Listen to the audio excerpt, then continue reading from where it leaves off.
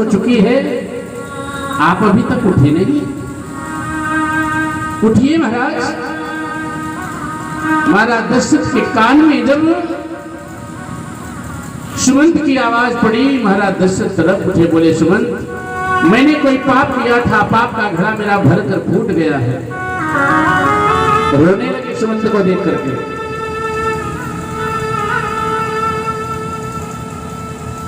कैकेयी से सुमंत जी ने पूछा, महारानी राजमंत्री होने के कारण मैं आपसे पूछ रहा हूं, ये दशा कैसे होगी महाराज की?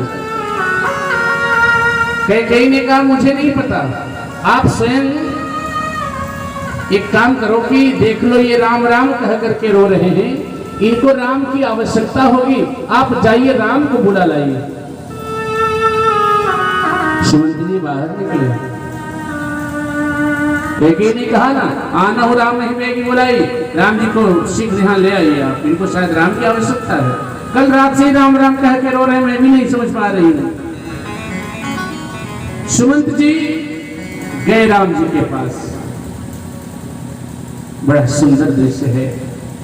राम जी को नाउल महवर लगा रही थी, बहुत बूढ़ी थी नाउल। नाउल महवर लगाते लगाते बोली, बेटा आज तो राजा बन जाएगा ना? राम जी ने कहा, हाँ मां, मैं राजा बन जाऊंगा। मेरे लाल तू राजा बनेगा तो मुझे भूल जाएगा ना? राम जी ने कहा, ये मैया तू कैसी बात कर रही है? कौशल्या मैया ने मुझे जन्म दिया है, पर मेरी सेवा तूने की है। कौशल्या मैया से ज्यादा सेवा की है तूने। तो मां, जिस दिन में कौशल्या मैया को भूल जाऊंगा, उस दिन तुझे भी भूल जाऊंगा। जब तक कौशल्या मैया को नहीं भूलूंगा, मैं तुझे कभी नहीं भूलूंगा। नाउल रोने लगी, आशीर्वाद देती है कि बेटा जुग जुग जिए, तुझे मेरी भी उम्र लग जाए, तू अखंड राज्य करे मेरे लाल। उसी समय सुमंत जी प्रवेश करते हैं। मंत्री आ रहा है तो राम जी ने मंत्री का सम्मान किस प्रकार किया? राम सुमंत ही आवत देखा, उठकर खड़े हो गए। आदर कीन पिता सब लेखा। राम का स्वभाव देखें कि मंत्री आया है तब भी पिता तुल्य सम्मान करते उठ के खड़े हुए राम जी ने प्रणाम किया।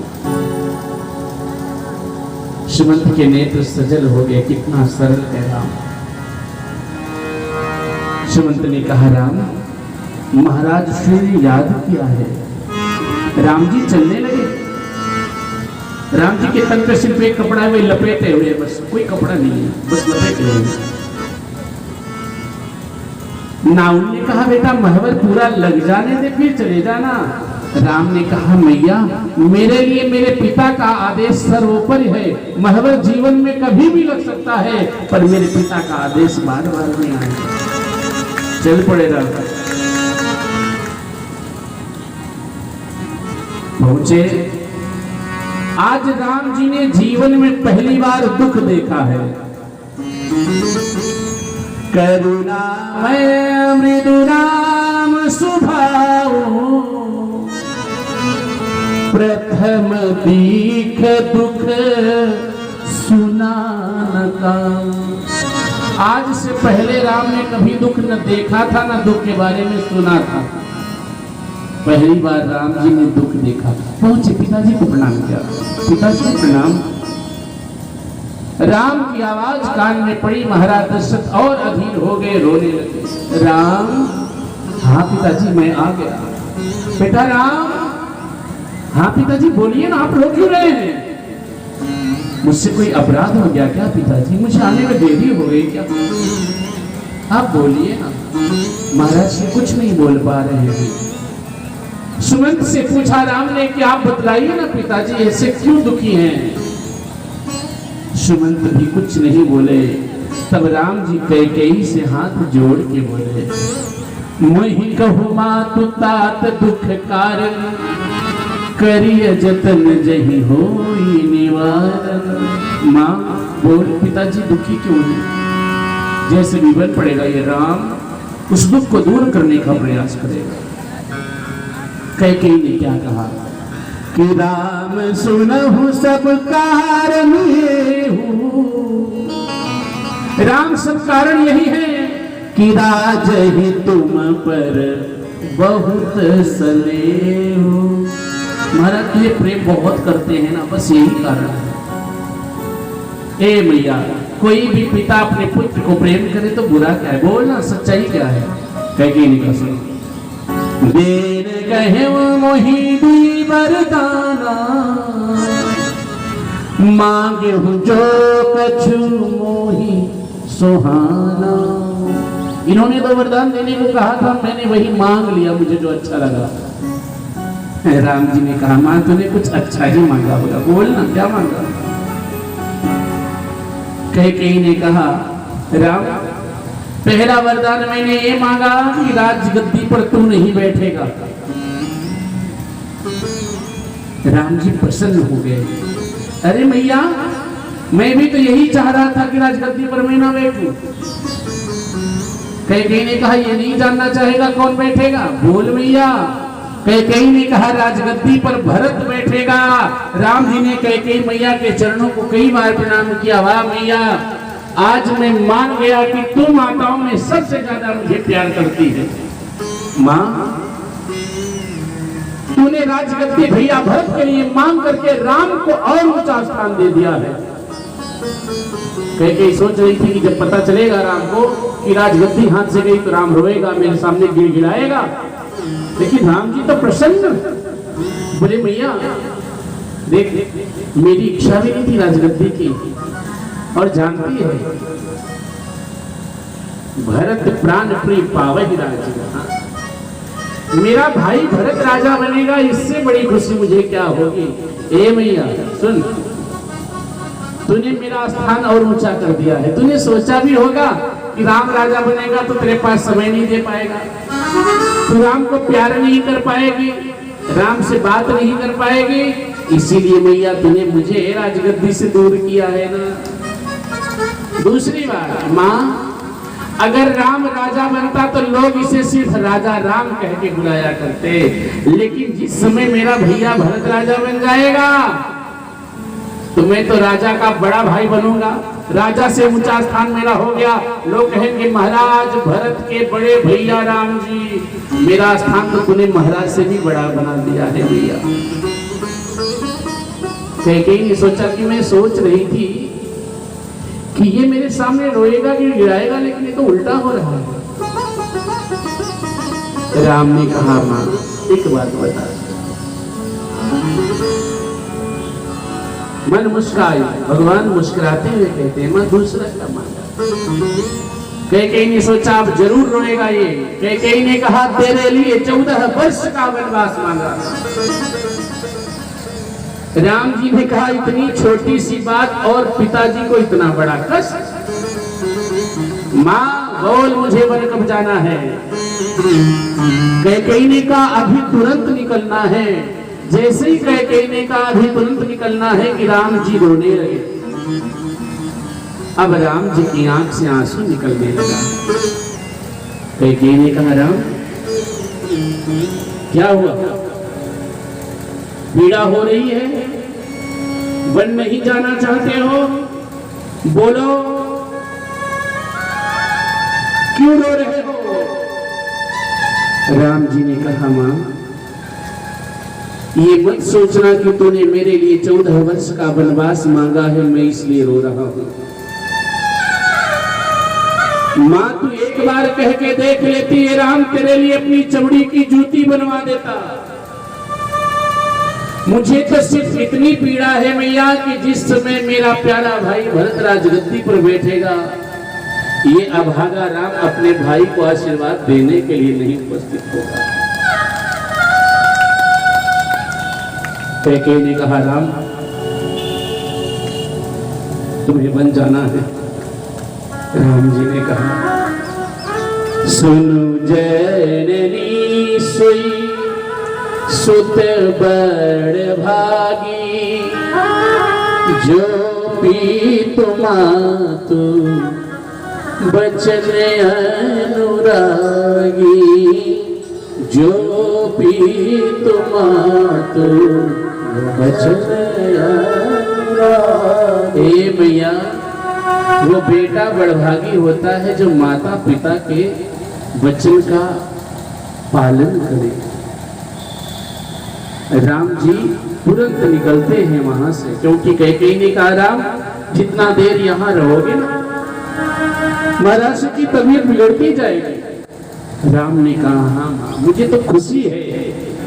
भरत प्राण प्रिय पावहि राजू, विधि सब विधि मोहि सन्मुख आजू।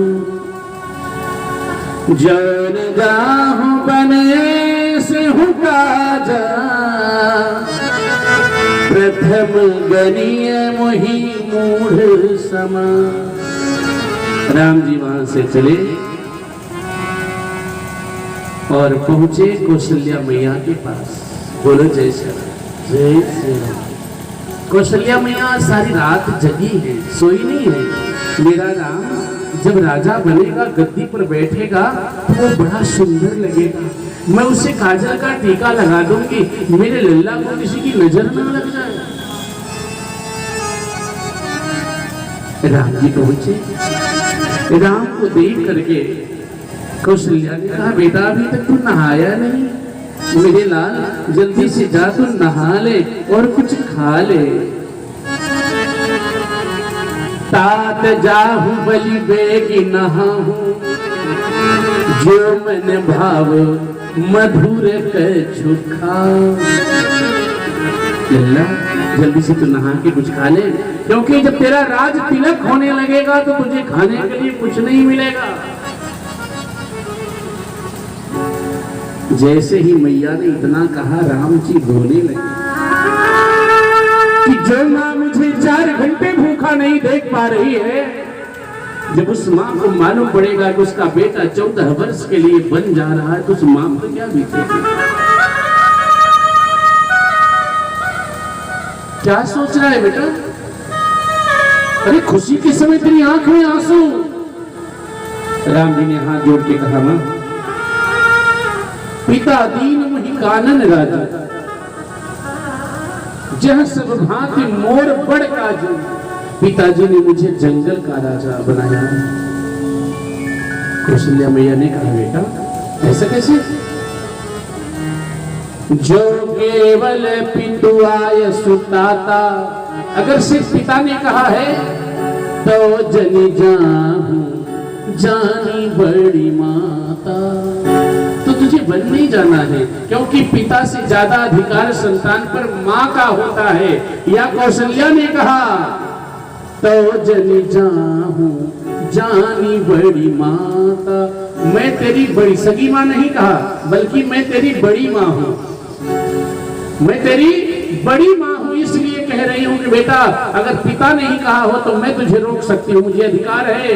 लेकिन जो पितु मातु कहीं बन जाना, तो कानन सत्य अवध समान। अगर माता पिता दोनों का आदेश हो बेटा तो मैं तुझे नहीं रोक सकती। राम ने कहा कैकेयी मैया की भी यही इच्छा है। आय सुदेहि मुदित मन, मैया मुझे प्रसन्न होकर के आदेश दे, आशीर्वाद दे। कौशल्या मैया टूट गई, रोने लगी। लल्ला मैं तेरे साथ चलूंगी, जब तू चलते चलते थक जाएगा तो मैं तेरा पैर दबाऊंगी, भूख लगेगी तो कंदमूल फल ला के खिलाऊंगी, प्यास लगेगी तो झरने का पानी ला के पिलाऊंगी। राम जी ने कहा ये तेरी ममता है। सच तो यह है कि पिताजी को छोड़ के तू मेरे साथ नहीं जा सकती। एक नारी धर्म ये कहता है, अगर यमराज आके खड़े हो जाएं और एक स्त्री से पूछे बोल तेरे बेटे की मौत कर दूं या तेरे पति की, नारी धर्म ये कह रहा है कि बेटा मरे सो मरे, पति को बचा लेना ही एक स्त्री का सबसे बड़ा धर्म होता है। माँ मुझे पता है कि तू पिताजी को छोड़ के मेरे साथ नहीं चल सकती। कौशल्या मैया राम को कहती है बेटा पितु बन देव मातु बन देवी, खग मृग चरण सरोरुह सेवी। हे मेरे लाल, तेरे पिता बन देव है, तेरी मैया बन देवी है, वो तेरी रक्षा करें। सीता जी का आगमन होता है। सीता जी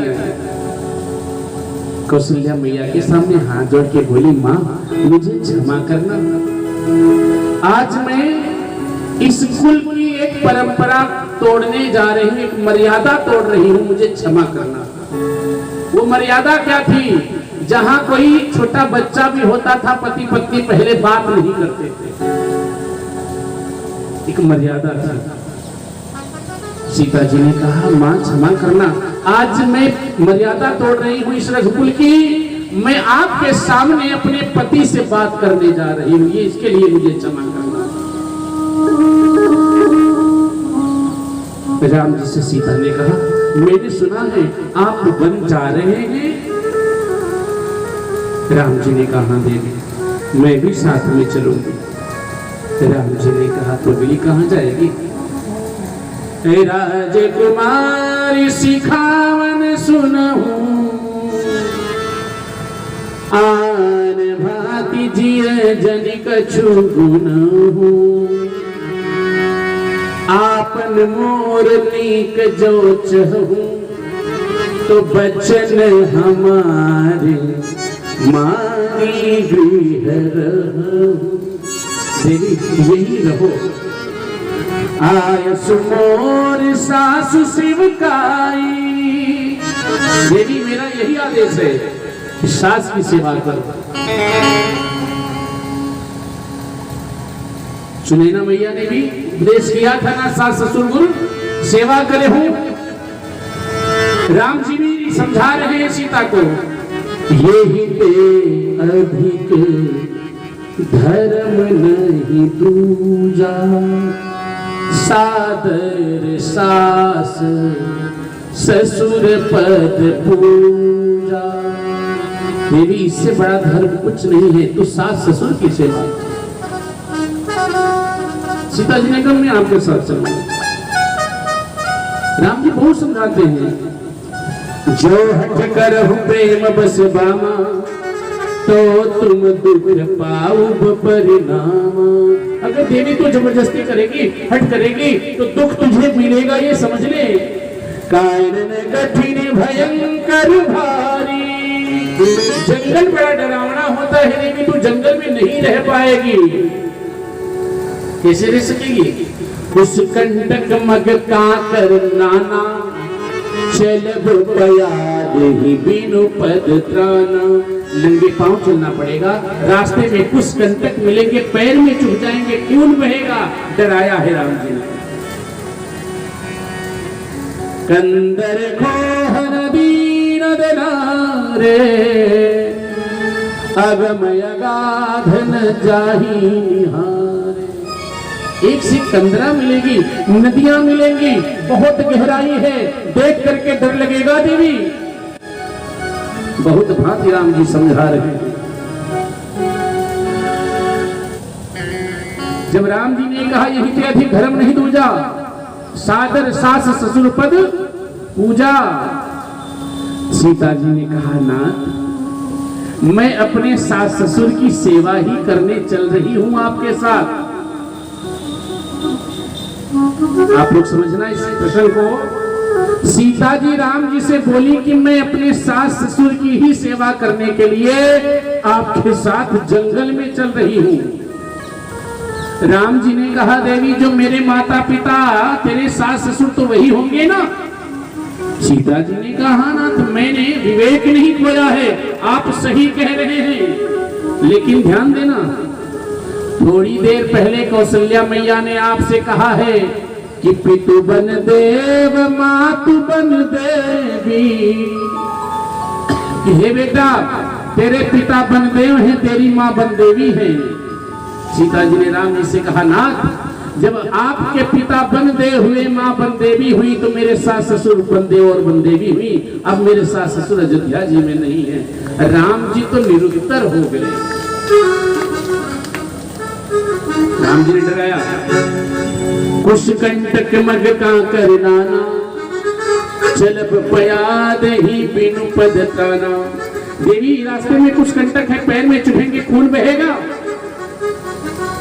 सीता ने कहा, प्रभु मैं धरती की बेटी हूं, मैं धरती से निकली हूं, ये कुछ कंटक भी धरती से निकलते हैं, मैं भी धरती से निकली, कुछ कंटक भी धरती से निकले, इस नाते से हम भाई बहन हुए, कोई भाई अपने बहन को कष्ट क्यों पहुंचाएगा, आप उसके लिए भी निश्चिंत रहें। राम जी ने डराया, नर आहार रजनी चल कर ही, राक्षस वहां जो है मनुष्यों को आहार बनाते हैं, खा जाते हैं। एक से ब्याल कराल, जहरीले सर्प हैं, शेर है, भालू है, खा जाएंगे देवी। सीता ने कहा, जिसका वीर पति उसके साथ हो, उसे डरने की क्या आवश्यकता है। राम जी निरुत्तर हो गए, कोई उत्तर नहीं रहा, तब मजबूर हो करके कहा है कि ठीक है देवी चलो। सीता जी ने यहां तक कहा ना, जे बिनु देह नदी बिनु भारी, तैसी नाथ पुरुष बिनु नारी। हे नाथ, जिस प्रकार बिना पानी के नदी की दशा होती है, और जिस प्रकार इस शरीर से प्राण निकल जाए इस शरीर की दशा होती है, वैसे ही बिना पति के एक पत्नी की दशा होती है। सत्यता ये है प्यारे ना, जवानी से ज्यादा बुढ़ापे में पति को पत्नी की आवश्यकता पड़ती है और पत्नी को पति की आवश्यकता। जवानी से ज्यादा बुढ़ापे में आवश्यकता पड़ती है। जब बच्चे अपमानित करते हैं, दुखी करते हैं बूढ़े माँ बाप को, बूढ़ा बाप धीरे से रो करके अपनी पत्नी से कह लेता है, बूढ़ी मैया भी धीरे से कह लेती है अपना दर्द। और जब इनमें से कोई नहीं रहता ना, तो अपना दर्द किससे कहने जाए, उस समय बहुत घुटन होती है। राम जी ने कहा, देवी ठीक है चलो। लक्ष्मण जी को मालूम पड़ा, लक्ष्मण जी भी आते हैं, तो भैया मैं भी आपके साथ चलूंगा। राम जी ने कहा, पगले तू कहां जाएगा, बोल। तू यही रह, क्योंकि बूढ़े बाप की तबीयत ठीक नहीं है। हे लक्ष्मण, तेरा जाना ठीक नहीं है भाई। भवन भर तेरी पुसूदन नाही, राव वृद्ध मम दुख मन माही। हे मेरे भाई, मुझे एक बात का दुख है कि मेरे बूढ़े बाप की तबीयत ठीक नहीं है। इस समय भैया भरत नहीं है, शत्रुघ्न नहीं है। लक्ष्मण, तू यहाँ रह करके बूढ़े बाप की संभाल कर, माताओं की संभाल कर, प्रजा की देख रेख कर। लक्ष्मण जी ने राम जी के चरण पकड़ लिए। राम ने कहा, भाई तू नहीं समझ रहा है, मैं बन जाऊं तुम ही ले साथा, अगर मैं तुझे बन ले गया साथ में, हो ही सब ही विधि अवध अनाथा। ये अयोध्या अनाथ हो जाएगी। गुरु पितु मातु प्रजा परिवारु, सब कहु पर दुसह दुख भारू। गुरु के ऊपर अगर दुख आ गया, माता पिता दुखी हो गए, परिवार दुखी हो गया, इससे बढ़ करके कोई पाप नहीं लगेगा। लक्ष्मण, तू यही रहकर संभाल कर। जासुराज प्रिय प्रजा दुखारी, सो नृप हुई नरक अधिकारी। ध्यान रखना, जिस राजा के सत्ता में प्रजा दुखी होगी, वो राजा नरकगामी होता है। बहुत भांति समझाया है राम जी ने लक्ष्मण को। लक्ष्मण जी ने तो पैर पकड़ लिया, बोले गुरु पितु मातु न जानो काहू, कहूँ सुभाव नाथ पतियाहू। मैं किसी गुरु को, किसी माता पिता को नहीं जानता हूँ, मोरे सब एक तुम सब। मैं तो सिर्फ आपको जानता हूं, मैं भी साथ में चलूंगा भैया। राम ने कहा लक्ष्मण तुम्हें संभाल करनी है, मेरा आदेश है। लक्ष्मण जी ने कहा भैया मैं तो अपनी संभाल नहीं कर पाऊंगा, आप इतनी बड़ी जिम्मेदारी हमें दे रहे हैं। राम जी को याद आया, राम जी ने कहा लक्ष्मण मुझे वो दिन नहीं भूला है जब भरी सभा में तुमने उठ करके महाराज जनक को कहा था ऊंचे स्वर में कि महाराज जनक, वो मुझे अब तक याद है। तुम उस समय क्या क्या बोल गए थे, कंदू क्यों ब्रह्मांड उठाओ, गेंद की तरह ब्रह्मांड उठा लेते, कच्चे घड़े के समान फोड़ डालते। अरे पूरा ब्रह्मांड उठा सकते हो, उसी में तो अयोध्या भी आती है, उसी में ये परिवार भी आता है। लक्ष्मण तुम ब्रह्मांड संभाल सकते हो, उठा सकते हो, माँ बाप की संभाल नहीं कर सकते। लक्ष्मण जी बिल्कुल टूट गए और राम जी का पैर पकड़ करके रोते हुए बोले भैया क्षमा करना। जिस समय मैं जनक जी के दरबार में बोला था उस समय बात कुछ और थी, उस समय आपका साथ था, मैं अपने दम पर नहीं बोला था, मैं तो आपके बल पर बोला था। आज जब आप ही चले जाएंगे तो मैं किसके सहारे संभाल कर पाऊंगा, बिना आपके तो ये लक्ष्मण खुद की संभाल नहीं कर पाएगा। ये भैया सुन लो, आप अयोध्या की सीमा पार करोगे, आपके कहने से मैं रुक जाऊंगा, लेकिन आप अयोध्या की सीमा पार करोगे। ये लक्ष्मण सरजू जी में कूद करके आत्महत्या कर लेगा। राम जी को पता है जिद्दी है, मानेगा नहीं। तब राम जी ने कहा एक काम कर, चल तू भी जा सुमित्रा मैया से विदा लेकर के आ। मांगहु विदा मातु सन जाई, जाओ मैया से विदा लेकर के आओ। आवहु बेगी जल्दी आना, चलहु बन भाई। लक्ष्मण ने कहा मेरे पिता आप हैं, मेरी माता जानकी है, मुझे किसी से आदेश लेने की जरूरत नहीं है। तब राम जी की आंख डबडबाई, राम जी ने कहा हे लक्ष्मण तू चला जा, मेरी सुमित्रा मैया से विदा मेरी तरफ से मांग करके जा। जाई जननी पग नायो माथा, मन रघुनंदन जानकी साथा। राम जी ने क्यों भेजा लक्ष्मण को? लक्ष्मण ने ये भी कहा भैया आप ही जाकर के सुमित्रा मैया से अपनी तरफ से विदा लीजिए ना, मुझे क्या जाना। राम ने कहा सुमित्रा मैया से मेरा एक संदेश कह देना लक्ष्मण, कि राम को संकोच हो रहा है क्योंकि एक सौतेली माँ कैकेयी के कहने पर राम बन जा रहा है, दूसरी माता सौतेली मेरी सुमित्रा है, अगर सुमित्रा रोक देगी राम तुझे बन नहीं जाना है तो राम एक भी वचन का पालन नहीं कर पाएगा और टूट जाएगा, इसी संकोच के कारण तेरे सामने नहीं आ रहा है। तब लक्ष्मण जी मन में ही राम और सीता को साथ लेके गए।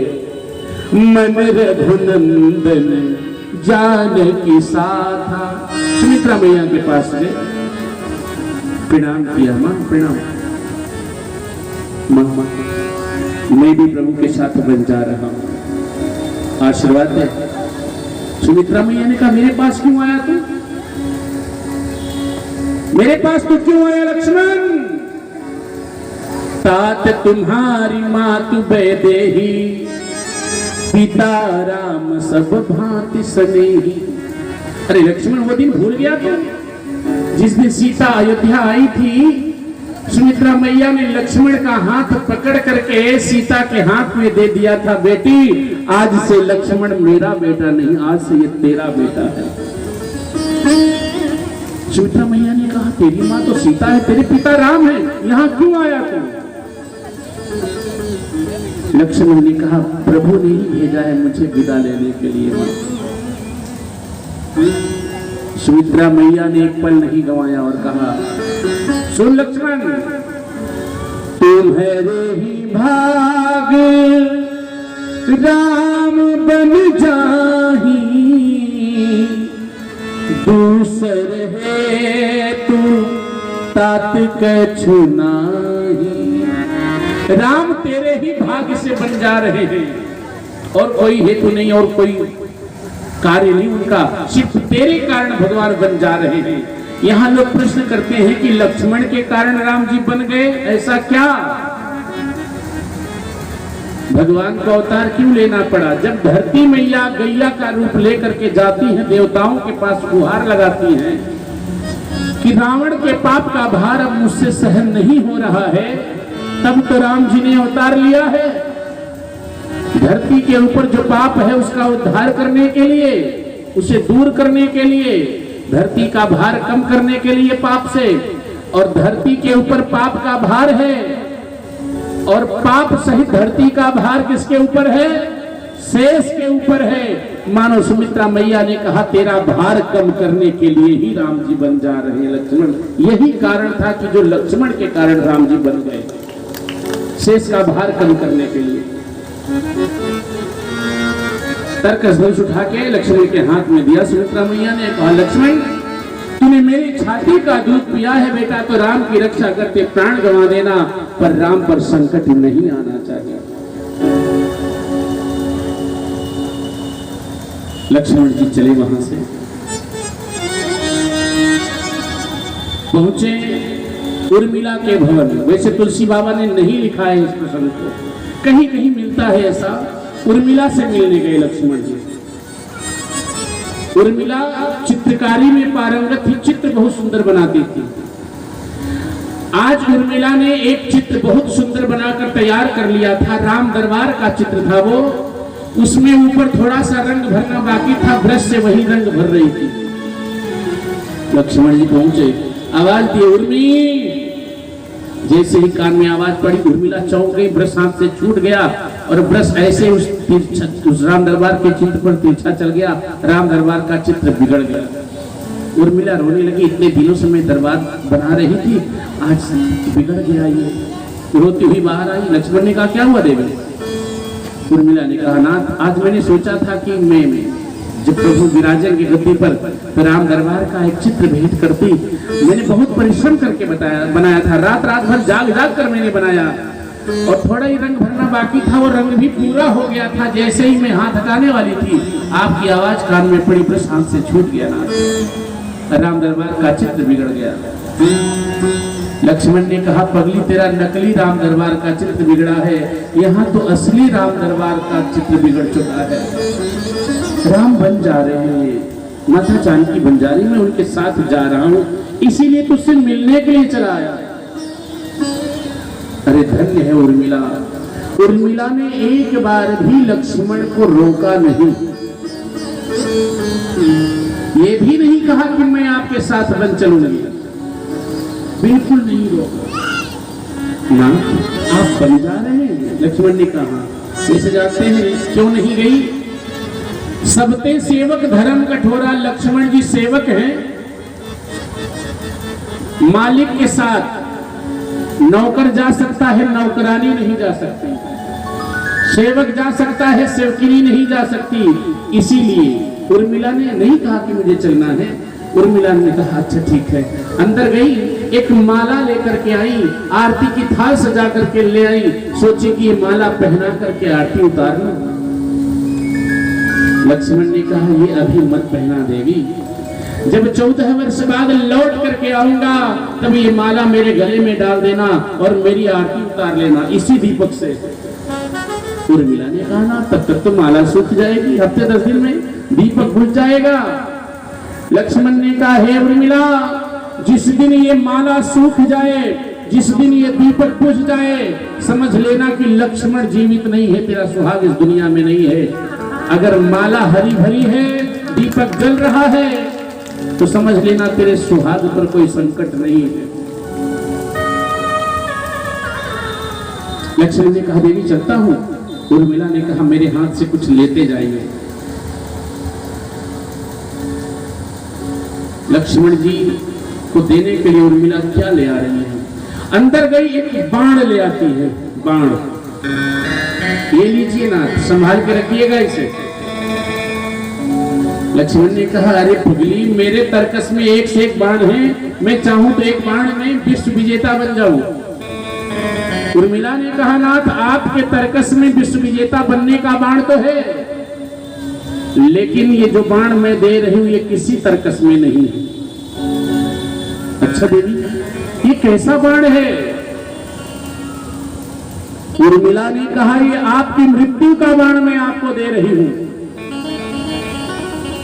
आपकी मृत्यु का बाण मैं आपको दे रही हूं। लक्ष्मण जी सुन कह रहे, देखिए क्या? हाँ। लक्ष्मण ने कहा, देवी मैं समझा नहीं। तब उर्मिला ने कहा, हे नाथ, आप भगवान राम भगवती सीता की सेवा के लिए 14 वर्ष के लिए बन जा रहे हैं।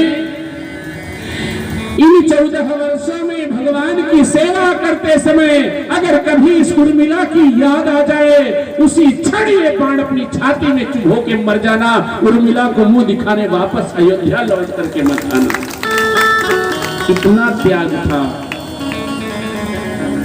लक्ष्मण जी वहां से चले। अब राम लक्ष्मण सीता तीनों कौशल्या मैया से विदा ले रहे हैं। सीता जी कौशल्या मैया के चरणों को पकड़कर रोने लगी। तब जानकी सासु पगलागी, सुनिए माय में परम अभागी। सेवा समय दय बनु दीन्हा, मोर मनोरथ सुफल न कीन्हा। मां, अब सेवा करने का समय आया तो मुझे वन जाना पड़ रहा है। मां मुझे क्षमा करना। राम लक्ष्मण सीता तीनों कौशल्या से विदा लेकर के चले। कैकेयी के महल में पहुंचे। पूरे नगर में बात फैली है। गुरु माता भी आके कैकेयी को समझाने का प्रयास की, कैकेयी नहीं मानी। नगर के लोग कैकेयी को गाली दे रहे हैं। सब मिल गई कैकेयी गाली। महाराज दशरथ को मालूम पड़ा कि राम आए हैं। आज महाराज दशरथ भगवान से प्रार्थना करते हैं कि हे प्रभु, राम मेरी एक बात न मानता तो ठीक था। आप विचार करना, कोई पिता ऐसा करेगा क्या? महाराज दशरथ भगवान से प्रार्थना करते हैं कि राम मेरी बात न मानता तो ठीक है। आज का पिता भगवान से रो के ये कहता है कि प्रभु मेरा बेटा मेरी बात मानता तो ठीक है, पर महाराज दशरथ कह रहे हैं कि मेरा बेटा राम मेरी एक बात ठुकरा देता कि मुझे वन नहीं जाना है, बस इसके लिए चाहे जितना बड़ा कलंक लगे मैं सह लूंगा, लेकिन राम को वन नहीं जाने देना चाहता। वैसे बताऊं, कैकेयी का जितना बड़ा त्याग है मानस में, वैसा त्याग किसी का नहीं है। सबसे ज्यादा त्याग माता कैकेयी का है। कैकेयी वंदनीय पात्र है, निंदनीय पात्र नहीं है। मानस की सबसे वंदनीय पात्र है कोई तो वो माता कैकेयी है।